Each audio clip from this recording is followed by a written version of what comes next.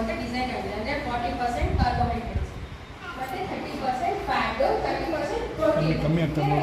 ಒಂದು ಪ್ಲೇಟ್ ಇದ್ದರೆ ಹಂಗೆ ಇರಬೇಕು ಆ್ಯಕ್ಚುಲಿ ಇಂಡಿಯನ್ ಫಿಲಾಸಫಿ ಪ್ರಕಾರ.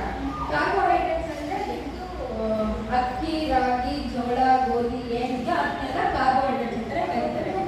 ಆ್ಯಂಡ್ 30%